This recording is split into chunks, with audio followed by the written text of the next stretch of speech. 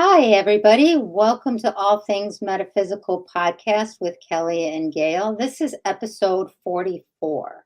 Wow. Yay. I don't know about you, Kellie, but I've been having a really hard time the last couple days. I don't live that far from Highland Park, Illinois. Right. And I also work in the mental health field with a lot of people who live in the Highland Park area. I had coworkers who were at the parade, and I'm having a really hard time also with being an empath Yeah. and managing the anguish and the pain that everybody is feeling. Um, Hello to our viewers out there. Please feel free to ask questions in the comment section. So I just wonder, if I'm feeling this way and I have a lot of tools and I have a lot of skills, and we talked briefly before we came on about how the whole world is kind of just in shock Yeah. and that our adrenals are all overloaded. We're all exhausted. It's just we go from one crisis to another crisis to another crisis. How do we start to manage this? And I know that I don't want to get political. I don't want to get into that at all. No, I'm just no. talking about on a metaphysical level. How do we start to manage all this energy that's coming at us on a daily basis to the point where, what my coworkers, we were in this big meeting about it yesterday. And when you ask kids about it, they go through shooter drills in school. I mean, Right. this is becoming normalized behavior. How did that become okay? That part of it makes me think of all the tornado drills that I Mhm. grew up in the tornado alley, and Yeah. it was traumatizing. It was truly traumatizing to the point where I know kids who would cry every thunderstorm because they Mhm. were certain they were about to die. Right. So, we've been traumatizing children for, generations now. But it shouldn't be because of another person. Mhm. I grew up really thinking that those people who were doing things that would hurt an animal or another person, they were the oddities that you never, outside of the community where something happened, you really didn't hear about it. And now it's like every kid everywhere is being traumatized repeatedly. There are kids that I know that didn't want to go to school after the Uvalde shooting, Mhm. and now we've got another shooting Mhm. at a parade where people are supposed to be having a good time, and there were children there having a good time, and it's heartbreaking. As an empath, it's really it's really become to the point where I am in constant self-defense mode. I Mhm. am constantly shielding. Oh, wait, I'm still hearing about it. I'm still feeling it. Let's put up another shield. I think I'm up to 11 now. Mhm. It just is too much for so many people, even people who didn't realize they were sensitive. Mhm. They're getting beat up, spiritually, soulfully. And it's time for us to take a good hard look at who we are Mhm. as a society, because we went really bad somewhere along the line, whether it's with mental health issues or it's with guns. Mhm. Without getting political, how many times are we going to have someone with assault weaponry shooting civilians? That Mhm. doesn't make sense in my brain. I'm having a really hard time wrapping my brain around all that. Yeah, Mhm. I have a number of friends in Canada, and we truly have become the country that is the example to every other country of what not to do. Mhm. People are in other countries are going, there they go again. What in the world are they doing? And that's adding to the stress. They don't realize they're adding to the stress, but they really are adding to the stress. Anytime you are judgmental about anything, whatever it is that's bothering you, you're intensifying it. Mhm. And people don't realize that. So all of my friends in other countries, enough, I know. You know, it's just it's a hard time to live in. And we really are fighting a war that a lot of people don't even want to recognize exists. Mhm. I don't know how we wake them up. I think it's past that time. It's just interesting, and I know the show might have a little bit, um, it's not even a negative slant. It's really just what's happening in the world right now. Yep. And it's just how do we continue to try and move and shift and grow because we seem to be like in this holding pattern energetically Yep. that we're stuck in and we can't seem to get out of it and we just keep throwing more and more the same at it and that's just making it worse. It's not improving it. Not that I'm judging it, but I just sometimes you just want to shake some people and say, how do you not see this? Right. How do you not see that decisions that you're making are affecting, Everything, you know, you know? and how do you not have any responsibility for those decisions? Yeah. That's if I hear the term thoughts and prayers one more time, I may have to punch somebody. I am so tired of that. Mhm. We can talk about it, we can debate it, we can pray about it, we can do whatever you want to do about it except for fix the problem.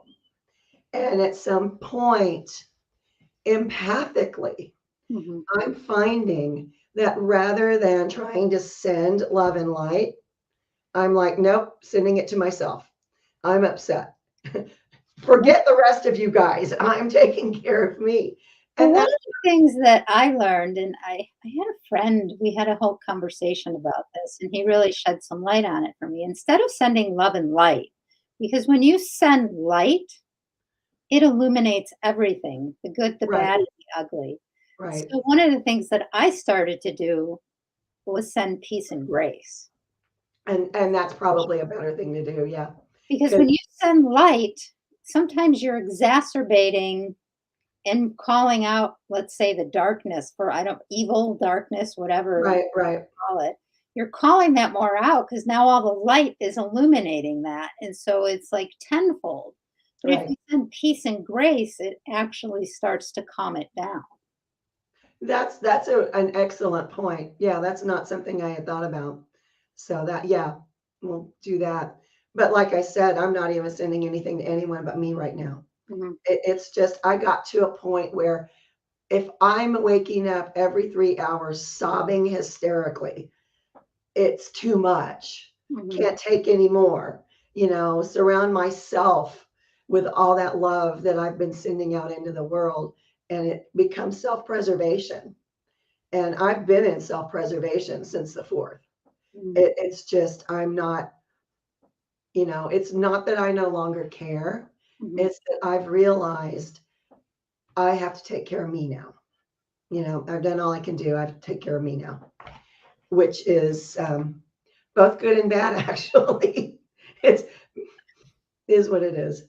I wonder how you would feel because this is experience has really been hitting me. So I create mandalas every day, but I created one that has gotten it's called spiritual strength and compassion. Mhm. I was wondering how you would feel if I pulled it up on the screen, Sure. Yeah, go for it. if I can figure out how to do that. So No, it's beautiful. I love the colors.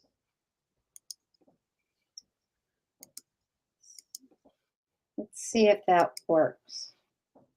There it is. So, in this picture, in this mandala is so multifaceted for what we need right now, Right, but it's balance and it's interesting because it's shields, right? The purple part is all mostly shields right. amongst the hearts. And I feel like that's really what we need right now. We need to continue to pull on our spiritual strength and yet balance that with compassion. Yeah. Yeah, we definitely do need that. It's I don't know why everybody calls me when anything happens, but Yeah. everybody calls me when anything happens. And they expect me to be able to explain things. Mhm. There's no explaining this. There's just not. Well, there is. And it's all about taking a hard look at yourself and looking at your part in everything and what you're even putting out into the world and what you believe. So, and like I said at the beginning of this podcast, this is going to be a tough show because the world's in a tough place. Yeah, it We is. need people who are really going to talk about it and process it and, you know, give it a voice and give it a space because people are angry. And it's not good when you push that anger down. No, and I was having a discussion with a friend of mine who is a college professor the other day about anger in the population. And his take on it is that it goes back to the feeling of people being held down. You Mhm, know, it's either you've been held down by race, by your sex, by whatever it is, you've been held down. And when that happens over a generation or two, it really festers. And that's the problem that we're having is people feeling held down. mhm, So I don't know why he felt the need to point out the profit that big gas and oil companies have made. While we're struggling to pay for gas, they're making record profits, and yet they're saying they're just passing their expenses down. No, they're not. And when that happens, I was alive in the 70s. I was driving then. I remember the long lines for gas. And I remember people saying this will never happen again. Well, hello. Nothing fundamentally changed. It was just buried and delayed. And now we're doing a repeat. And you've got people, mostly very young people or people who are just coming into adulthood, and they're angry. They're angry because they've worked so hard and they see that their parents have worked so hard and their grandparents have worked so hard and nobody has anything. And yet you've got this group of people at the top who have all the money and they don't work at all.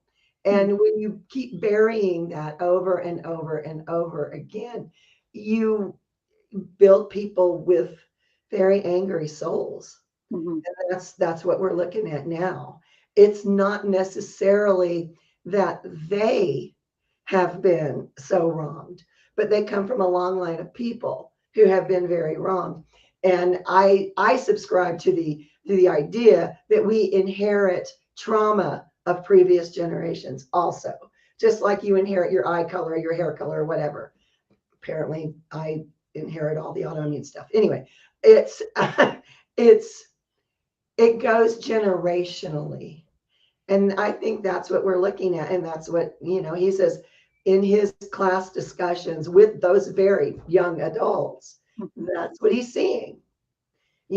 Why should we work so hard? Why should I worry about getting good grades? I'm never going to be able to accomplish anything anyway. Look at all the great things that my parents did. They got nothing. And when you have a society that has built itself on pushing down on the heads of people for mhm. so long, this is what you get. You get a lot of angry people, a whole angry generation of people. And I had never looked at it that way. I'd never seen it that way. But everything that he said and all the graphs and all the stuff I really didn't need to see, honestly, that he showed me, it's just, I have no other choice now. I have no other way of looking at it now because he sort of proved to me that this is what we've done as a society. And then you add in the ease of getting a gun and you add in the difficulty getting mental health. And we've created our own firestorm. We really have. And so where do we go from there? That becomes the question. You And if know, our viewers have any questions or things that you want us to talk about or answer, please feel free to put them in the comment section. Again, it's just a discussion. It's just, one of the things I've always liked about, our podcast is it's just about talking about stuff. It's not necessarily coming up with, it's always great when we can come up with solutions, but how energetically can we help to move humanity in a different direction? How can we each do our part to do that? And part of that is becoming awake. yeah, And I think that some of what's happening now is to wake people up. It's like people have slept through so much. Right. At some point, it has to like be in your face to start to wake up. I think that's where we've reached. I think we've reached critical mass on this. And we have to start coming out the other side. Mhm. But, my professor friend, like he said, it took us generations to get into this mess. It will take generations to get us out of it. Do we have generations to go through this as a species? Maybe not. Maybe we don't. But there is so much more going on than people realize. Mhm. This really is a war Mhm. of good versus evil. A teenager I know said it really succinctly that he could understand it. He says, "This is Star Wars come to life." Mhm. We may not have that technology, but that was good versus evil. And that's what this is. Whether you call it evil or darkness or whatever, that's what this is. And it doesn't need to be that way.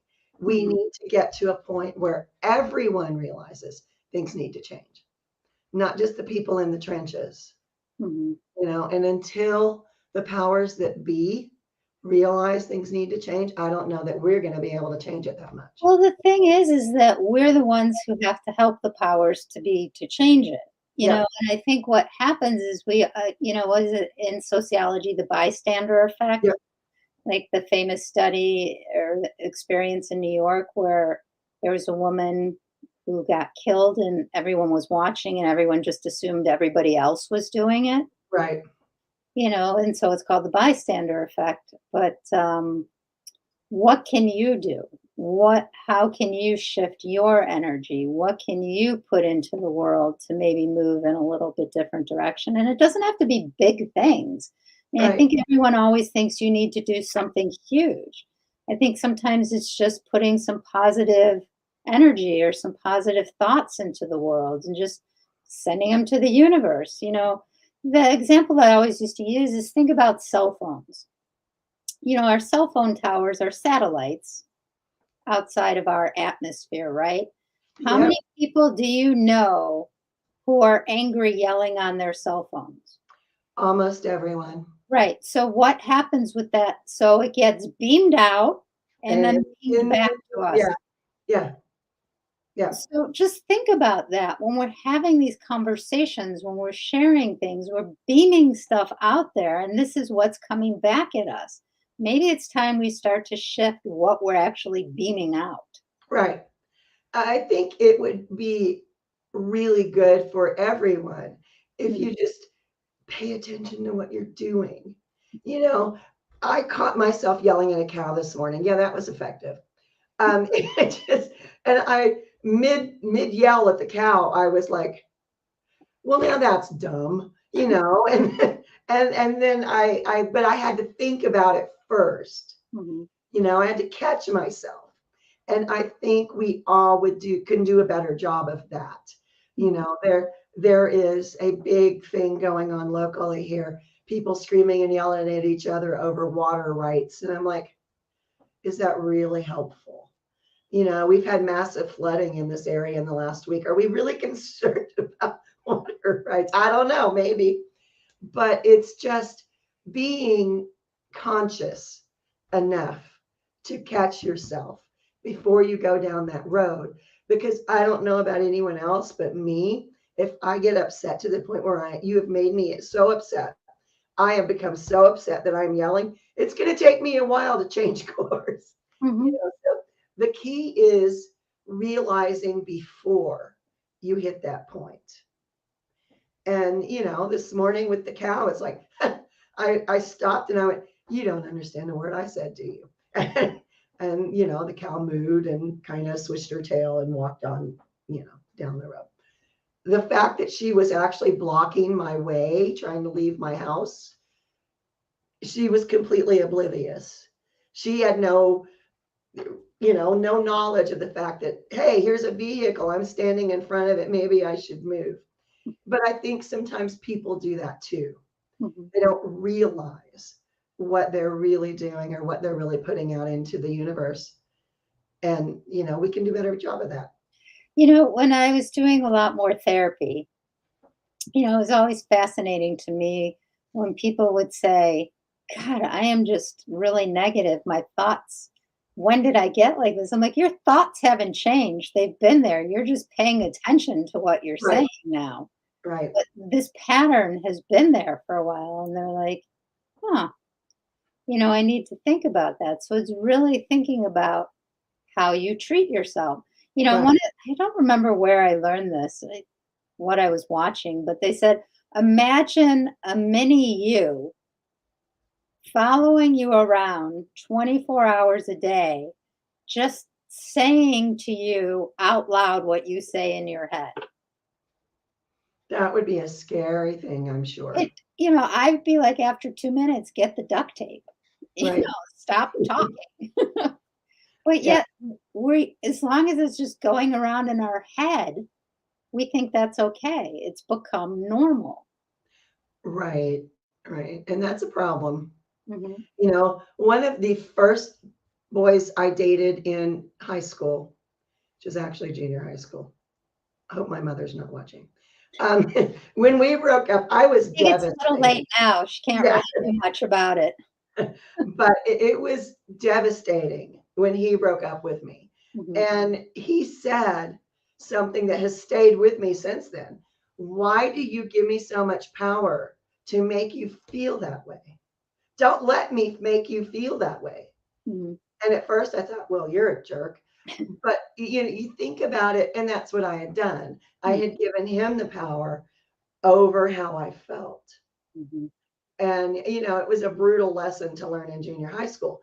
But at the same time, it served me pretty good, since then. But that's what we do. We internalize things and we make them normal when we need to change that. Mhm. It's don't beat yourself up. I tell people that all the time. Don't beat yourself up. You're doing the best you can with what you've got. When you learn better, do better. Thank you, Maya Angelou. The other thing they're saying that we need to talk about is to trust your hunches, Yeah. because they're saying that a lot of times we all have feelings that something's off, but then we talk ourselves out of it. Yep. And so, what would happen if you lean into them and then see what happens? Like, if you get this knot in your stomach around something, it's like, nope, I'm not going to do that. My original response is always to say, yeah, but no, Right. it doesn't feel right. I'm not going to do that. Then start to pay attention to how much stronger that starts to get for you. At the same time, pay attention to those people that keep asking you to do things that go against your grain. Mhm. There are a lot of times in my life where someone has tried to convince me to do a certain thing, and I literally get a gut pain. I literally feel nauseous, Mhm. and they keep talking, and I talk myself into it, and then later on, I'm like, oh, this explains that upset stomach. You know? But I've gotten better Mhm. at dropping things, even in the middle of things. I've gotten, nope, this feels bad. This is feeling really bad. This is why I should have said no in the first place. And it took me a long time to be able to do that. Mhm. I think it takes people a long time if they're empathic or sensitive, or if they just care about other people, Mhm. because you want to help people, but at the same time, you can't help people so much that you end up hurting them and yourself. Mhm. And that's what happens if you keep going against your grain. So, what else would you like to talk about today? I think I'm done on my little soapbox now for today. um, there have been, I don't know, everybody probably doesn't keep up with, Bigfoot and MUFON like I do. But there have been lately, very recently, some additional sightings that the government is passing off as flares. I've seen some videos. Flares generally don't change directions and go back up. They generally drop slowly. They don't do this. Mhm. So these were not flares, clearly. But there have been a number of people with missing time that most of them are awake, Mhm. They're very conscious. They try to make sure that they're, not being judgmental and all of this stuff. And they find themselves having some horrific experiences. That is darkness ramping up. These are not good beings. Mm-hmm. These are not even neutral beings. These are absolute horrific beings. And I think as more and more people wake up, we need to have more of those discussions as well, because what people are seeing makes them sound absolutely insane. And yet I know they're seeing it. I know they are. And because I see it too. And it's part of it. As a species, we are at a crossroads. Are we going to continue waking up? We can make this earth a infinitely better place. Or are we going to keep thoughts and prayers and letting the same things happen over and over and over and over and over again? We can do either thing.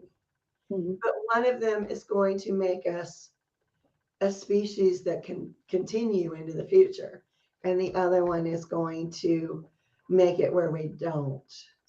Well, And I was just going to say, one of the things is we should mention is that Earth is the planet of free will.